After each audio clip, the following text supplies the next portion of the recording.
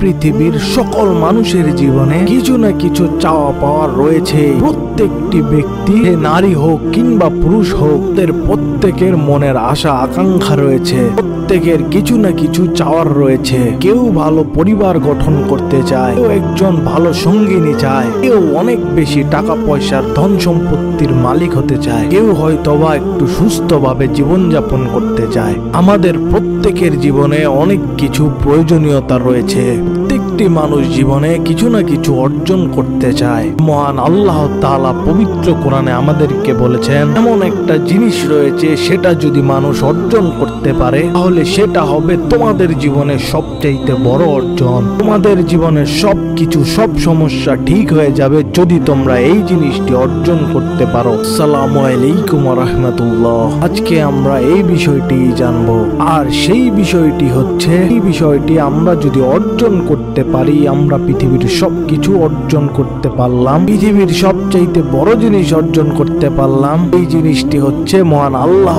তাআলার নিকটবর্তী হওয়া, মহান আল্লাহ তাআলার সাথে সম্পর্ক তৈরি করা, মহান আল্লাহ তাআলার সাথে সত্যিকারের সম্পর্ক ও বন্ধন তৈরি করা। কিন্তু সমস্যা হচ্ছে, যখন মানুষের জীবনে সুখ সমৃদ্ধ থাকে, তখন মানুষ পথভ্রষ্ট হয়ে পড়ে, তখন মানুষ বিভিন্ন ধরনের ফাহিশাত ও অপ্রয়োজনীয় কাজে ব্যস্ত হয়ে যায়। তখন মানুষ মহান আল্লাহ তাআলাকে ভুলে যান, আল্লাহ তাআলাকে স্মরণ রাখেন না।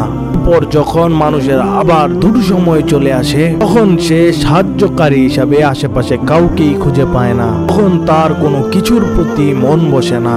যখন মানুষ অসুস্থ হয়ে পড়ে, তখন মানুষের কাছে কোনো কিছুই ভালো লাগে না, কারণ তখন মহান আল্লাহ তাআলার দেয়া নিয়ামত থেকে একটি নিয়ামতের কিছু অংশ আপনার কাছ থেকে দূর হয়ে গেছে। তখন আমরা সুস্থ থাকি, সফল থাকি, তখন আমরা একটি বিষয় উপলব্ধি করতে পারি না, এই সুস্থতা, এই সফলতা আমাদের মহান আল্লাহ তাআলাই দান করেছেন। তখন আমরা নিজেদেরকে নিয়ে এবং অপ্রয়োজনীয় কাজ নিয়ে নিজেদেরকে ব্যস্ত করে রাখি। কিন্তু যখনই আমরা অসুস্থ হয়ে পড়ি, তখন আমরা ঠিকই এর মূল্য বুঝতে পারি। মহান আল্লাহ তাআলা আমাদেরকে কত নিয়ামতের মধ্যে রেখেছিলেন। এই জন্যই মহান আল্লাহ তাআলা পবিত্র কোরআনে ঘোষণা করেছেন, তোমরা মহান আল্লাহ তাআলার অনুগ্রহকে তালাশ করো।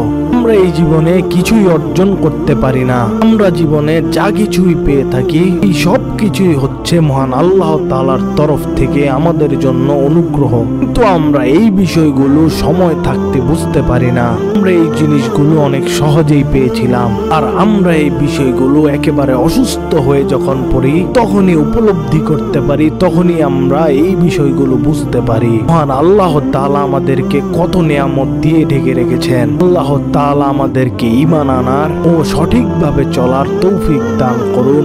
আমিন।